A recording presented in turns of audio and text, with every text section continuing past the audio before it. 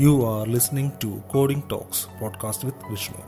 Spend some time with Vishnu, who has more than 14 years experience in IT, having worked extensively on applications ranging from enterprise level, web and cloud solutions to big data analytical applications. He holds strong insight into the Microsoft .NET technologies, Microsoft Azure and latest technology stacks, including Node.js, Xamarin and React. This podcast will be available on all leading platforms, including Spotify, Apple Podcast, iTunes, Google Podcast and Stitcher. Begin your journey to better understand different programming technologies right now.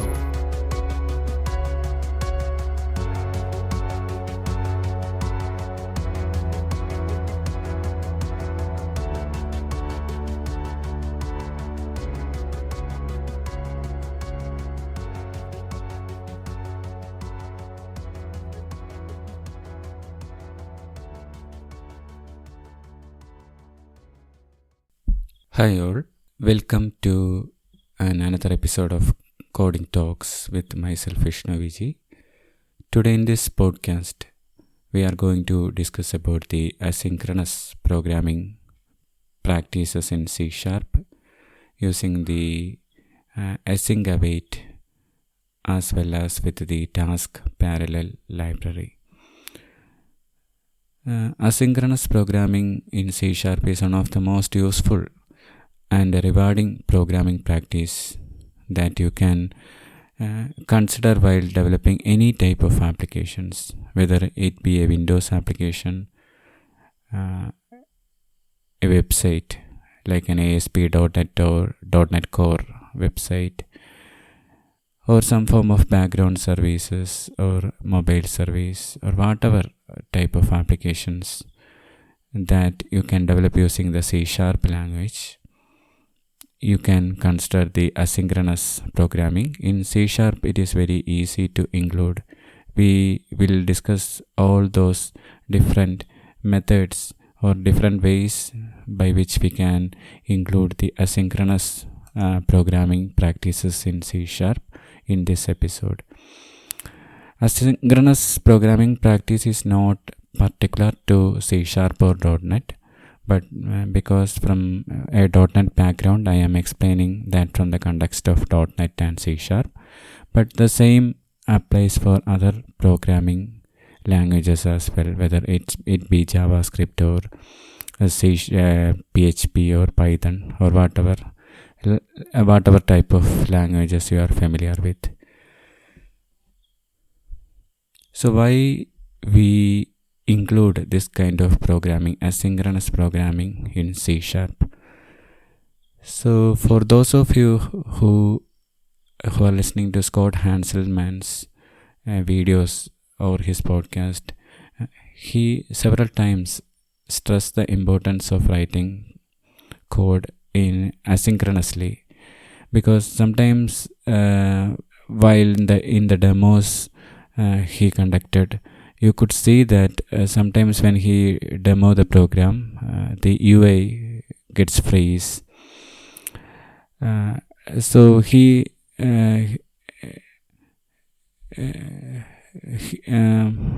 suggests that those who are developing such applications should be aware of including an asynchronous pattern so that it doesn't block the actual thread or the main thread or the UI thread that is working. So what happens in those situations is like the UI thread who starts the application, and after some time what it happens is that same UI thread should wait for some response from an API or an database or some form of response from a file system or database or API or some kind of external service, and during that wait the UI freezes. So that is what happened several times when he demoed some of the applications, and he suggested that those who are developing such applications should write the code in such a way that it should not freeze the UI or the main thread that the program is running on.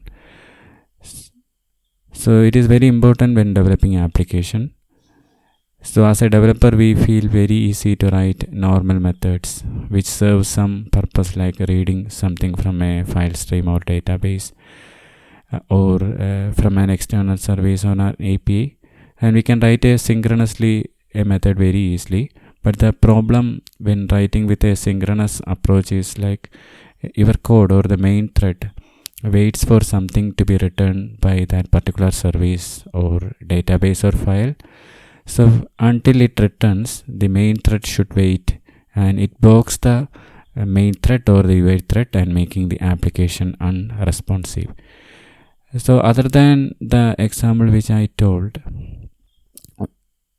you might have noticed this unresponsiveness in various kinds of application.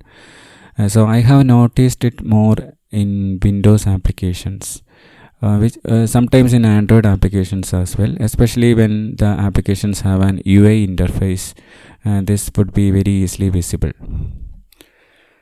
So sometimes when we run an application, and while we do something, if some error happens or some return that should be get from somewhere, and the application is waiting for that, usually a kind of phrasing happens and the program become unresponsive, and sometimes we need to wait for a certain time, and sometimes the particular operating system will show a warning like, do you want to kill this application because it is not responding, and when we end up in terminating that particular application forcefully, either using the Windows Task Manager or kill in Android application, or some other ways that are native to that particular operating system.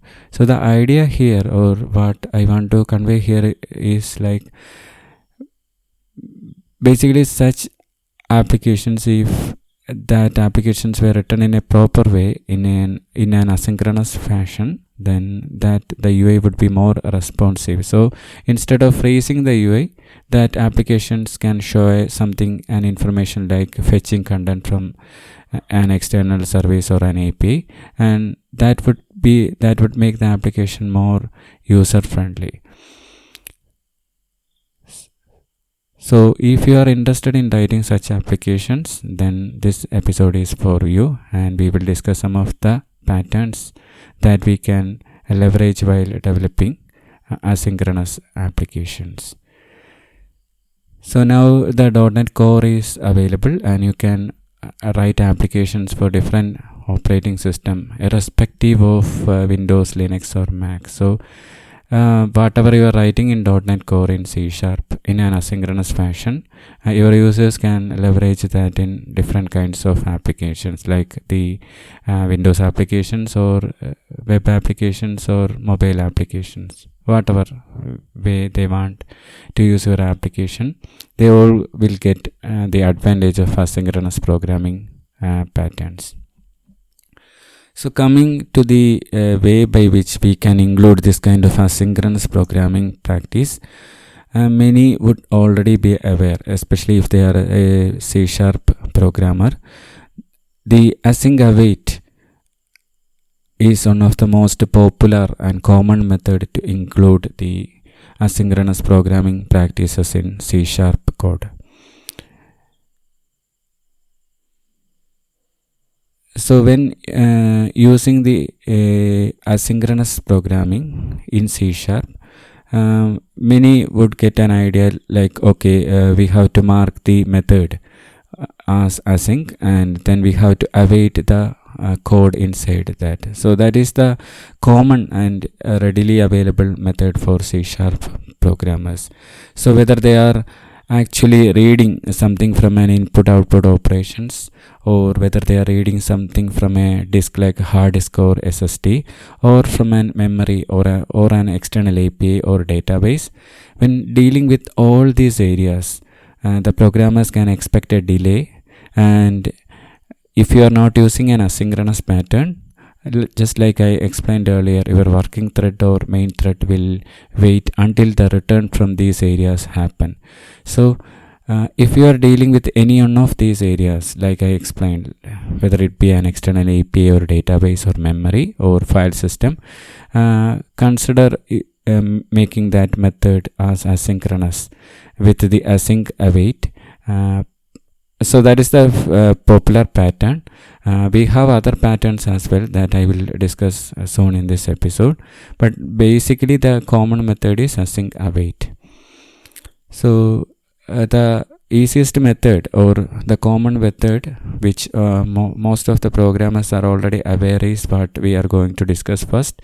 So that is we mark the method in C# as async by using the async keyword, and just by marking that method with async, and we should return using a task as well. So we can return simply a task if that method is just executing something, or if you want to return some result from that particular method in an asynchronous fashion, you can return a task of a particular type as well. So maybe if you want to return some DTO, result DTO from a method, you can wrap that result DTO inside the task as well. So if you want to return a list of a particular model from a method, you can wrap that using the task of list of that particular model as well. So whatever way you want the return, you need to wrap that all in the task as well when using the asynchronous. So the method signature would be like, so consider this is an example like read something from DB. So the method name is read get files from DB or something. You can mark that particular method using the async keyword followed by the return you want. So if it just return simply a result set, you can wrap that using the task. And if it doesn't return anything, and if it is just executing something and you want to execute that in an asynchronous way, you can simply mark the method using async followed by the task. When you are doing that, you are not returning anything, but avoid using the keyword void in such case. So don't use the way like public async void something. So instead of that, you can use public async a task. You can return a task from there. So that way the calling areas will be get notified that okay, it is getting a task, and such areas can also await your code. So if you are writing something inside your repository methods to read something from database, you can return a task so that whatever area that particular code is calling, that they can await as well. So the main interesting thing that you can notice when you mark a program or a method with async and await, with async and the task on the signature method of that particular method is, just by marking that we are making that method ready for asynchronous, but still our method would work in a synchronous fashion unless you mark that particular code inside that method using the await keyword. So inside that method there will be some area you want to capture a return. Maybe that return can be from something like a database or an API or some form of file system, or it can be from a memory, or whatever input output operations that can happen, or an API can happen, you can expect a return. So whenever you are calling those areas inside that method, in that line of code you should mark with the await keyword as well, so that inform the program, okay, here await should happen, and instead of blocking the thread, it can go executing the other threads, and when the return will happen, it will still execute the things. So all those things, all those functions will be happening underneath that. You can just mark the method with the async task, and then you should await as well. So that is the one reason why which if you remove that await from inside the method, so the compiler or the Visual Studio Professional should show a warning like, okay, this method is marked async, but it will still run in a synchronous fashion. So to avoid that, it would be better to await whatever that is inside. So only when you use await, then that method will become an asynchronous fashion. So this is the way by which we can easily incorporate asynchronous programming practice in our C# application. So when you mark your method in this way, as I mentioned, using the async await, the framework internally keeps track of that method to be awaited with specific registers. And if you're interested to know what's happening or what actually the C# compiler is doing behind the scene, you can use a .NET obfusc factor to reverse engineer what the async await is doing, and you can understand that there is a lot of code that C# compiler is generating behind the scene. So don't underestimate the code that the C# compiler is generating. And when you look at even a simple method using the async await, you can see that the code that is generated by the C# compiler is a bit complex than usual. So you can think about the complexities that can happen when you mark a method as async await. So there will be, of course, a kind of complexity is happening behind the scene, but we here in this episode are going to understand how to use the async await and its different programming practices. So the side effect of using this async await overly in your application is actually a program, but you don't need to bother about that initially. We can think about all those things later at a time when you refactor your code. So now for the moment you can keep aside all those complexities and you can just focus on introducing or considering the async await in our methods as we just discussed. And we can start programming using the asynchronous patterns. So a few tips, especially for beginners. So for expert programmers, they already aware of these things, but still for understanding, for beginners I am explaining what all things we can consider when we mark a program, mark a method with async in the signature. We understood that we need to use an await inside there. So to use an await inside the method, we should have a calling method that is actually asynchronous.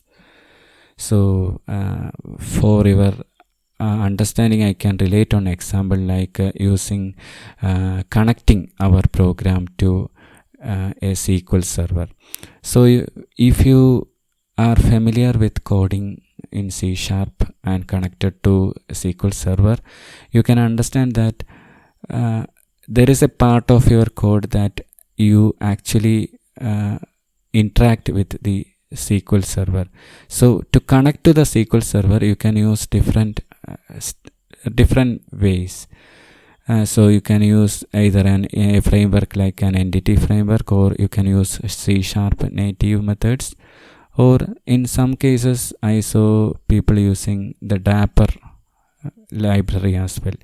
So Dapper is a kind of a library that is developed by a person called Mark Gravel, and he created that as a NuGet repository, and that is a popular repository out there. So if you want to use his library for connecting your code with the SQL server, you can just in C# you can just install that as a NuGet package, and then you can you can call the methods inside that particular library. So if you have a query to execute, like select start from something from the database, or if you want to simply execute a stored procedure, there is a method inside that library called the execute non-query. If you go to the Dapper documentation, you can understand the execute non-query method, and what that method does is it just simply executes the method. But when we consider programming using the asynchronous pattern, if you are calling the execute non-query from inside your async await method, we marked our method with async await with the hope that we want to make that method asynchronous. But if you are calling an API like or the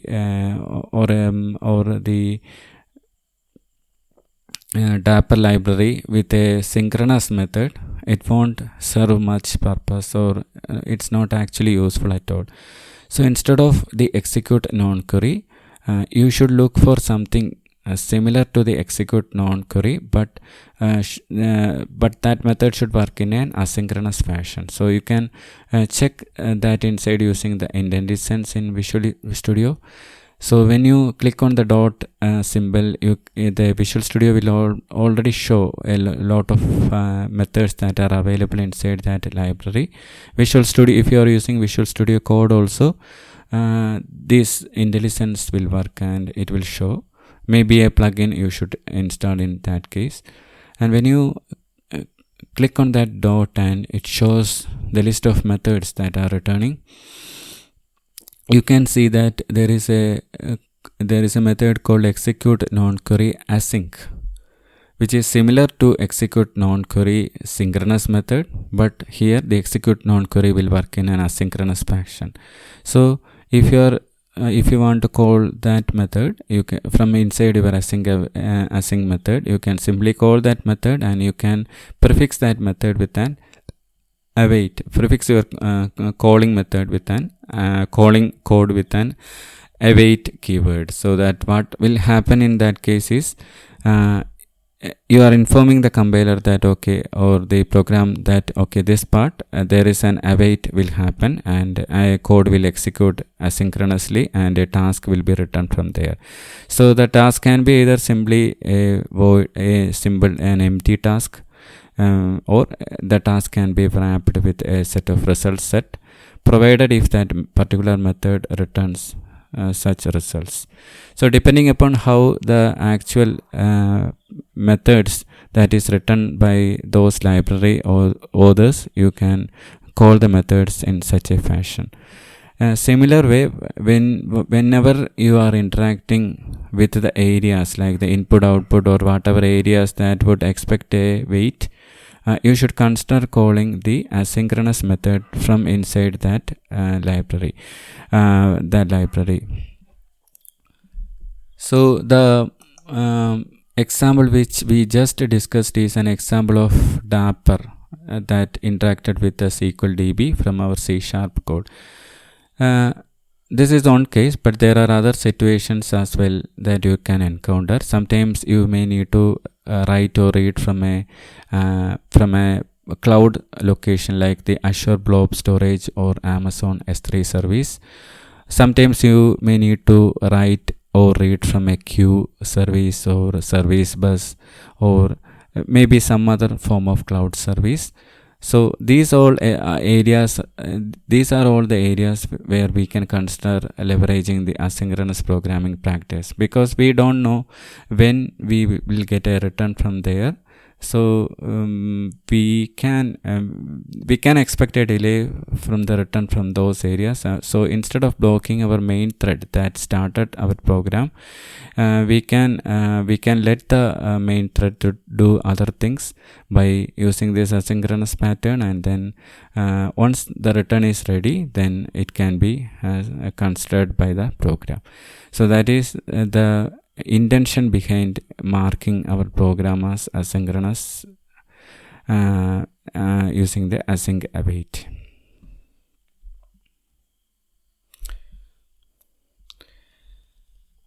Now we have understood one way by which we can call the method. So whether we are dealing with an API or a cloud location like Azure storage or Amazon S3 or whatever, we should consider calling the asynchronous method. And most of the libraries and then SDKs provide such methods.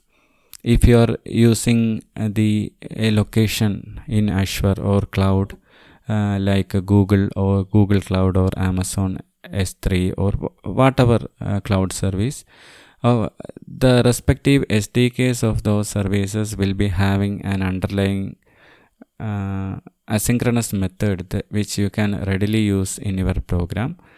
Similar is the case with the NuGet libraries as well. So if you are using Dapper or Entity Framework, you can view the different asynchronous method that those library owners already written there.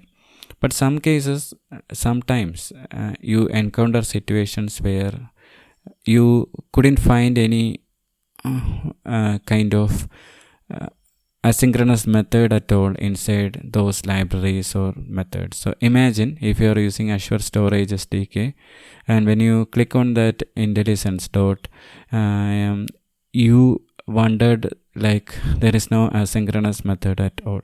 So this is just an imagination. So when that happens, you won't able to call a synchronous method inside your async and make your program work in an asynchronous fashion. So if such a situation happens, there are different other ways. So there we can't naturally use that particular async method from there and we can await it, but we need to think about it in a different fashion. So C# provides in such cases a library called the task parallel library. So inside the task parallel library, there is a method called task route run. So you can wrap your code inside that task route run method. So what it does is it actually creates a new thread with your particular code, and you can await that particular method in that way.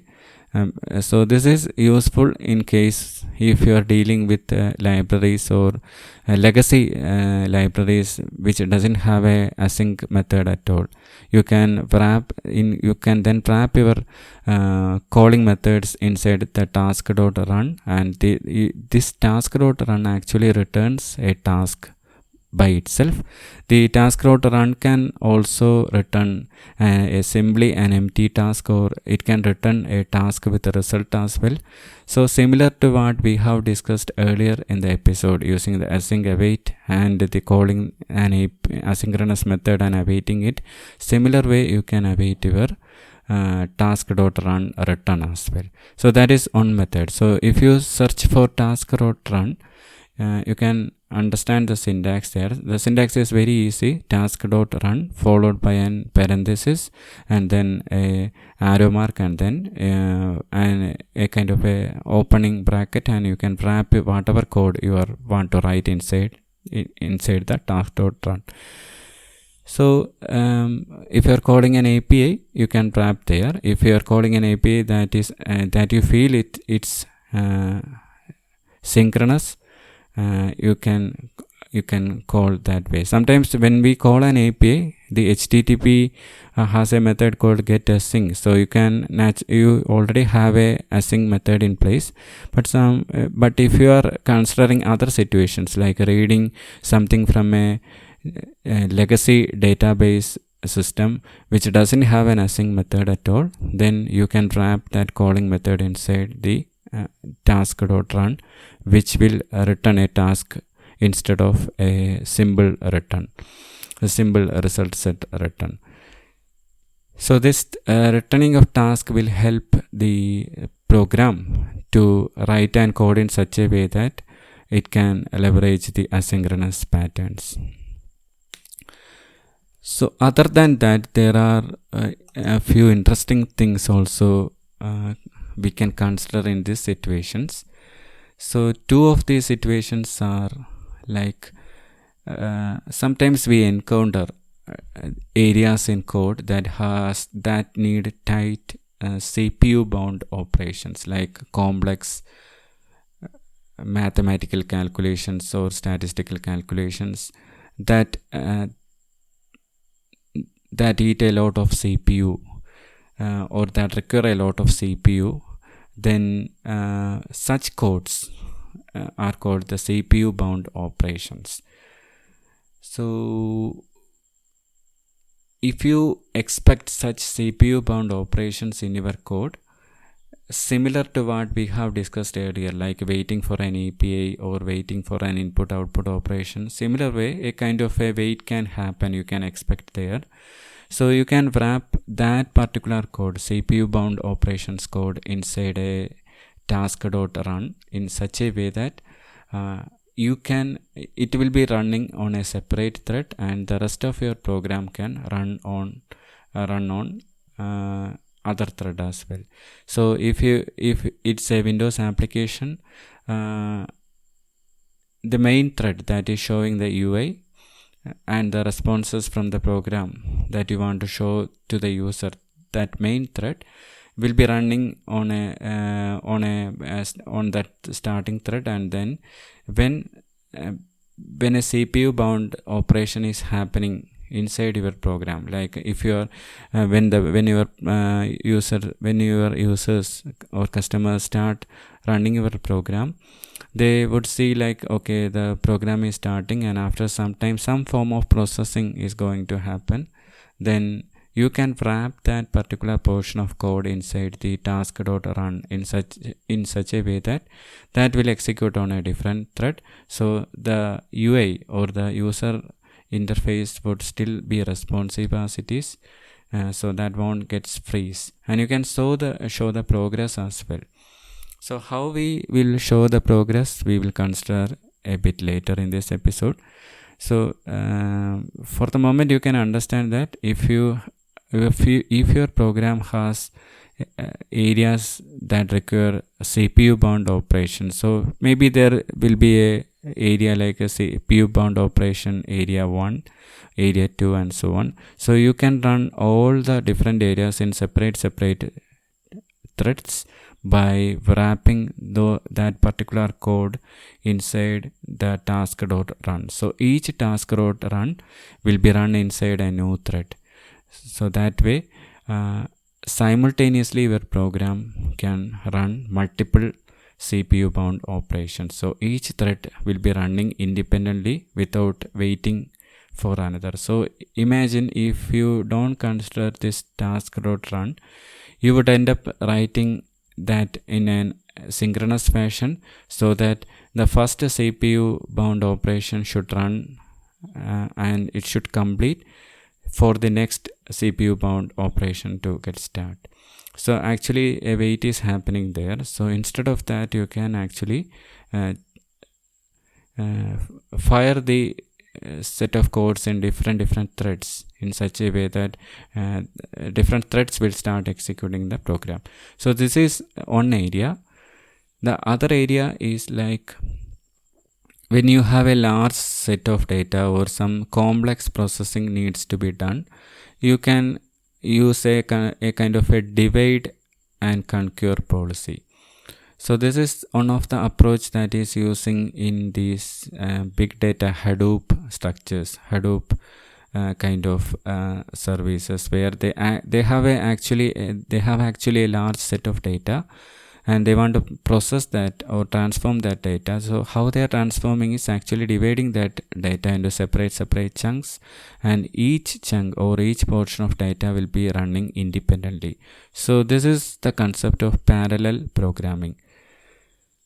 So instead of one chunk run and then it complete and then the other chunk starts, instead of that, the powerful CPUs have different cores and different threads, and we can run these separate set of chunks in simultaneously in different threads, So that means at same time different threads will run, and it will together process the different set of threads, and it will then finally it will run in a faster way than running in an asynchronous running in a synchronous fashion. Synchronous fashion. So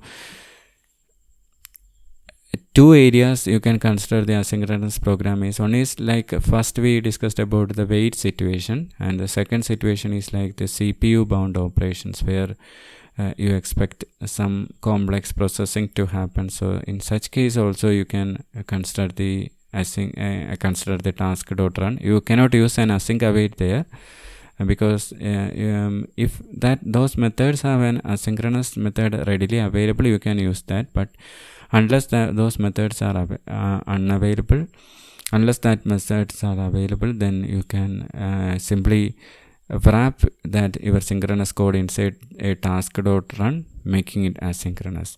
Similar way, if you want to process a independent bits or chunks of data simultaneously, you can consider running or processing those chunks of data in separate threads using the parallel.invoke library. So that is another method that is available inside the task C# task parallel library. So task.run is one method. You can bound your CPU operations inside there. Another method is like the parallel.invoke. So inside the parallel.invoke, you can create multiple parallel threads, and each parallel thread will run independently, making it running in a similar same time, and you can complete your task in a much faster way. So these are two important things you should be aware of when understanding about the asynchronous programming practices in C#. First one is like the simple way or common way of using the async followed by the task in the signature, task with a simple task or an task with a result returned from the method, and along with that we will await something that we expect to be awaited inside that method as well. So that is one way. The second one is like, you can, if you are encountering any areas of your code that doesn't have a native asynchronous method in place, so you can consider the task parallel library, and inside that library there is a method called task.run, and you can await that task.run, and you can inside the task.run you can wrap your CPU bound or whatever kind of asynchronous fashioned code you can wrap there. Similar way, if you want to process chunks or bits of data simultaneously, you can use the parallel.invoke as well. So that these are the main three ways for using the asynchronous programming practices in C#. There are deep other ways and other advanced ways of using the async await patterns in C# as well. We will look into that soon.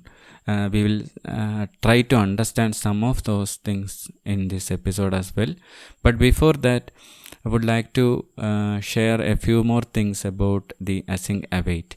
So right now, when I mentioned about the example from the Scott Hanselman as well as the other UI freezing examples here, we understood, or we tend to think that this is useful for applications that have a actual user interface, because the user is interacting there and user would need a response instead of freezing. But what about other type of applications like the server side frameworks like the ASP.NET, whether using the async and await in ASP.NET would serve any purpose? So you can use the async await in ASP.NET and whatever kind of application, whether it's a mobile application or even if it's a background application, still you can use the async await pattern there, as well as this task.run and parallel.invoke as well. So when I explain about the asynchronous programming practices in C#, don't limit just to the async await and following by the await. You can leverage another style of pattern as well using the task.run. So we can bound a CPU bound operations inside the task.run as well as we can process independent chunks of data simultaneously using the parallel.invoke as well. So whatever way we are using, we can consider so the same applies to or same can be advantageously used in other type of applications like the ASP.NET as well. So here when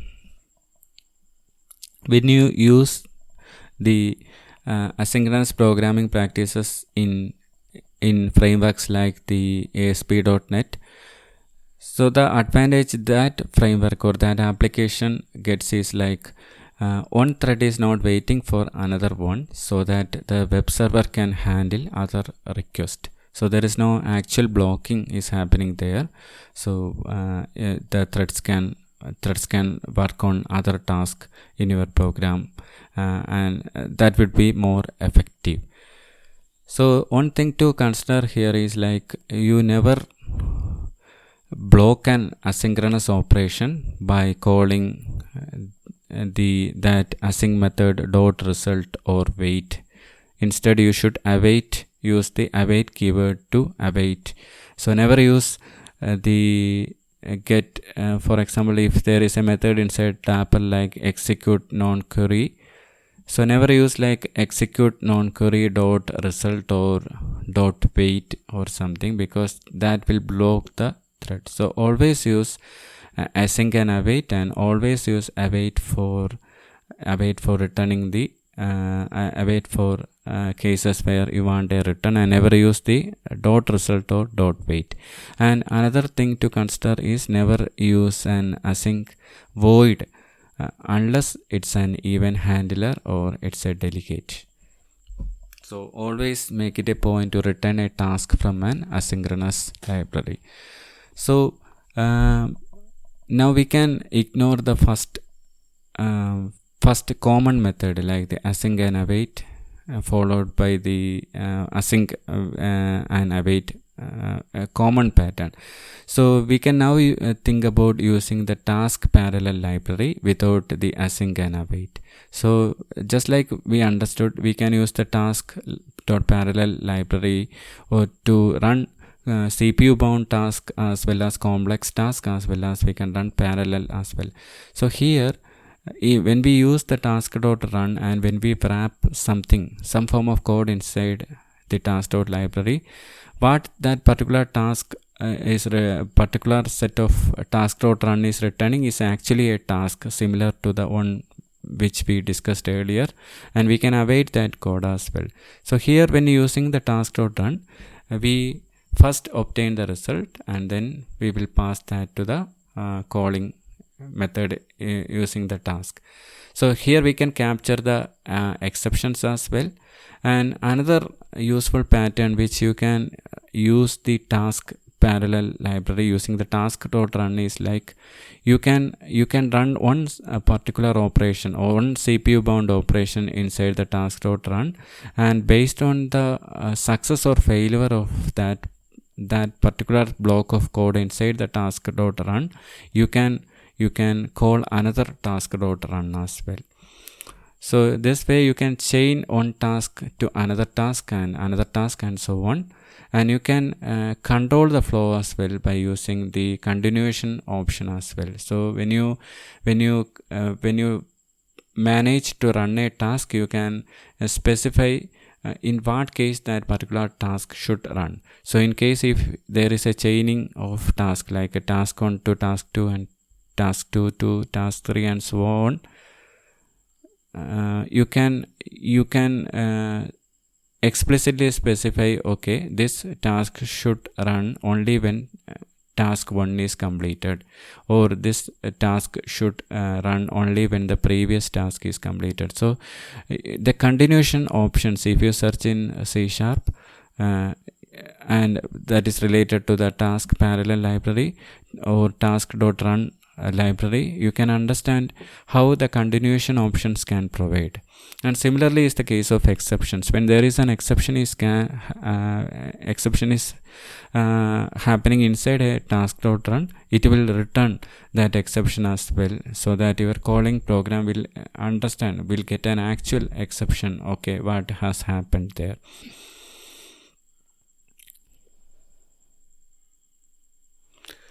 Then so the continuation or the chain of task is an useful thing which you often need in while developing applications, especially if your program has a flow, like it gets some data from a particular area in an asynchronous fashion, and if that area is not having an async method natively, you can use the task.run to call that synchronous method, but actually the task that is returning from this get data area is actually a task, and the next step you would probably want to do is to clean up the data or do some form of transformations. Then you can use the continue with method on the task. So if there is a task like a task 1 that is returning a task, then the next continuation, like the task 1 dot continue with, and you can chain another task, and then the task 3, then the task 2 dot continue with to another task, and so on. And you can control the flow as well, like you can control the flow like when a particular task should happen. So like if you want to run the task 2 only when task 1 is a success, then you can use a continuation option as well. So given in this scenario, we now understood, like, okay, we have a task like a task 1, we can chain the task to another task with the task 1 dot continue with, task 2 dot continue with, and so on. But what about if there are some operations that are happening in parallel, and when all the tasks are completed, we want to inform the user like, okay, all the tasks are completed. So that is another use case. So chaining is fine if you want to do something in a flow, but what about if you want to do processing a large set of data, and the architect we formulated is like, okay, we can split the entire data set into chunks of data, and each data set can be processed in parallel using the parallel.invoke or task.run simultaneously. So when simultaneously running all these tasks, every task with that associated chunks of data will be running independently in a different thread.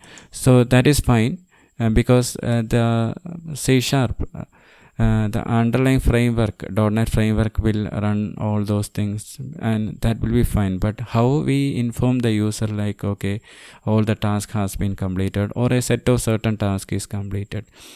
So in that case, the task.parallel library provides another useful method called the task.whenAll, or some other form of methods as well, like a task.whenAny.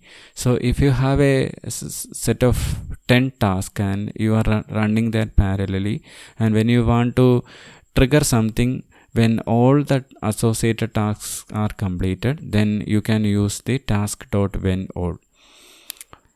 So you can search the syntax there as well. So when you mark the task.whenAll with all the different tasks, then that task.whenAll will be executed immediately when all the associated tasks are completed. But sometimes you may encounter another situations like, okay, I have a certain set of tasks and I want to immediately start running or inform the user when any one particular task is completed. So in that case, you can use the task dot when any. Sometimes you want to simply return something from, or something, a static value from your from a method, but you want to make that method as asynchronous as well. Then you can construct a pre-computed result with the task dot from result followed by that particular value that you want to return. So imagine you are creating a method like, okay, get value asynchronous or something, just a fictional case. If you want to return something, some value from there, and you don't have an associated asynchronous method in place, then you can simply result using the task dot from result. You can return a single data set or a list of data as well. And one very important thing that I often encounter many times when developing an application is when we run simultaneous parallel operations, like using the task load library or with multiple tasks running each other, always make it a point to use the concurrent back instead of the list there, because the list may not be a thread safe. So you can use the concurrent back. So for example, if I want to process some set of data and I have a set of images, then I can wrap that set of images inside the concurrent back. So if you search for concurrent back in C#, you will get the syntax of using that. So always make it a point that if you are encountering a list of items, list in the sense a set of items inside a method, and if you want to process that, always make it a point to use the concurrent back there instead of the normal IEnumerable or the C# generic list. So concurrent back is a kind of a collection which is thread safe and which you can leverage in your in applications.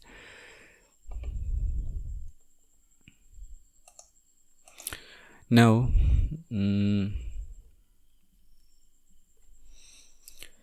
now we will think about, okay, how we can show the progress in when we run simultaneous task in parallel. So progress can be included using a kind of a iProgress interface. So it's not easy. Progress reporting is a bit difficult, but it can be very easy with the iProgress interface that you can include in your parallel or asynchronous operations in C#. So if you search for iProgress along with asynchronous in C# or MSDN documentation, you will get an understanding that it provides a kind of a callback for each reported progress value. So if you want to list some data, if you want to get some data from somewhere, and if you want to notify, okay, this much set of data is there, then you can wrap that set of data inside and create a new progress object, and you can create a callback for inside there with the with the progress changed even there, and then you can report each different progress changes accordingly, and that way you can indicate the progress there. So just for your understanding, mentioned here. And another thing to consider is like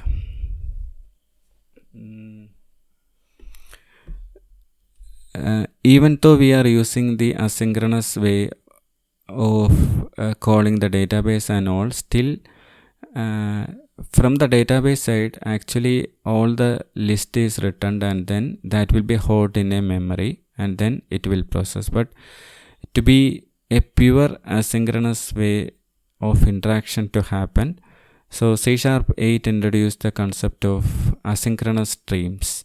So by using the asynchronous streams in your programming pattern, you can search about that in the C# documentation, asynchronous streams.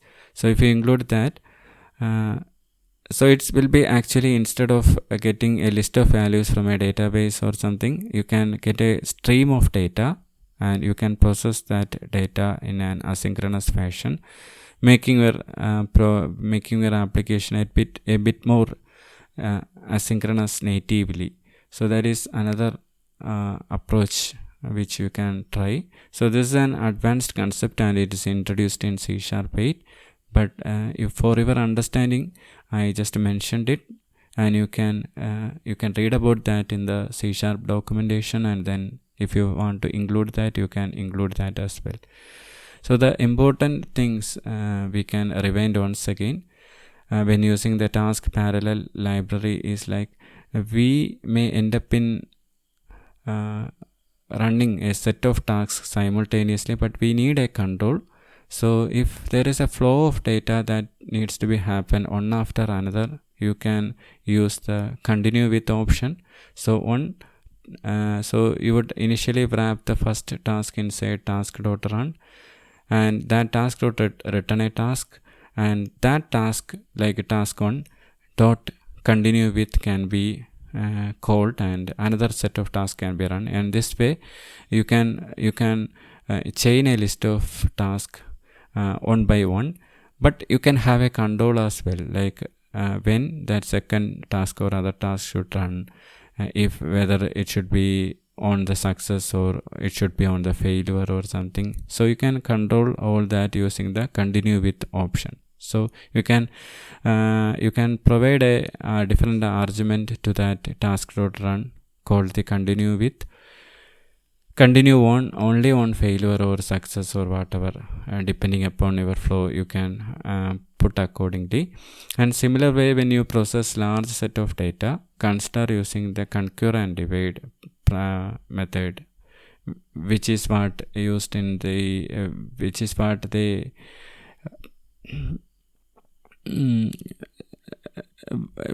the way by which actually the Hadoop works. So it's like a map and reduce pattern. It's kind of similar to divide and concur way, by which each set of, first they read the full chunk of data, and then split that into separate chunks, and then each chunk of data will be processed independently and parallelly. So parallelly at the same time is the most important thing to be understood here, because the CPU same time, the capable CPUs can run simultaneously the same set of data at the same time, and then that way it can effectively run a big set of data in a much more interesting fashion. So long back I have worked in a project where we initially used the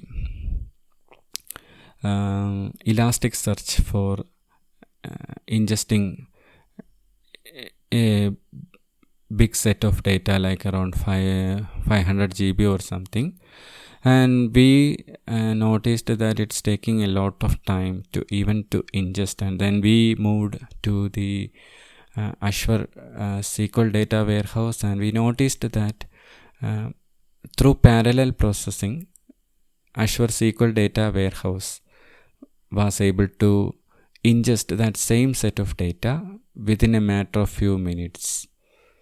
So how it's happening is like, it's actually a kind of an ingestion that is happening parallelly.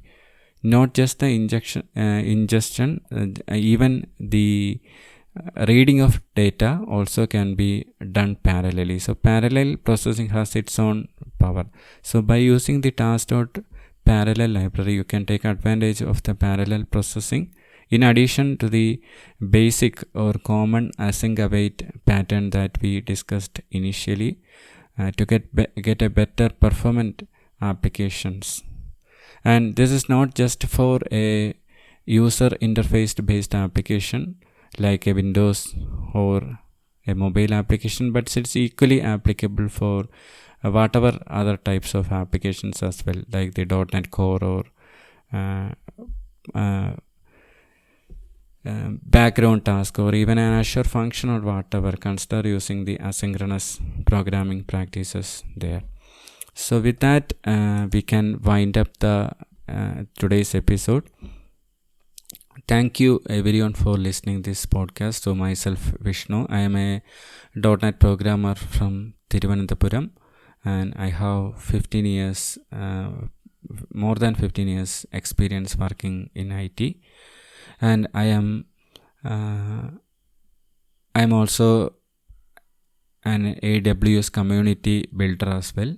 So I have an YouTube channel with the same name called the Coding Talks with Vishnu, which features a list of 5 concepts in cloud using the Amazon AWS cloud as well as the Azure cloud, and as well as I also conduct sessions on the Google cloud as well. So everything that is related to cloud I plan to include. And last month I had only one session, but from this month onwards I planning to conduct more sessions. There is a meetup group as well called the Cloud Computing, Coding Talks -Cloud Computing, that is the actual name, Coding Talks -Cloud Computing. So that is available on Meetup. So if you subscribe there or register there, that is for free, and I regularly create events, probably on weekend or some other days, through my YouTube channel. Coding Talks with Vishnu is that YouTube channel name, and you can check out the past events as well there, which features a list of topics on different cloud concepts. If you are interested, please have a look at there as well. So that's all about myself, and this is even though today is 26th January, still it's the first podcast episode in this year, and I wish all listeners a belated New Year wishes and Christmas wishes as well. And thank you very much for listening this episode. So here it's now around midnight, 12 p.m. here in Thiruvananthapuram, Kerala, and it's on now. Today is actually just it's today it's 27th actually. Started. So thank you everyone for listening this podcast. Have a great day ahead. Thank you. We will come up with another session, probably some cloud concept or something in the next episode. Thank you for listening this podcast. If you are interested in learning more from Vishnu, kindly subscribe Coding Talks from any of your favorite platforms, including Spotify, Apple Podcast, iTunes, Google Podcast, and Stitcher. Have a nice day, and hope to see you over in the next episode.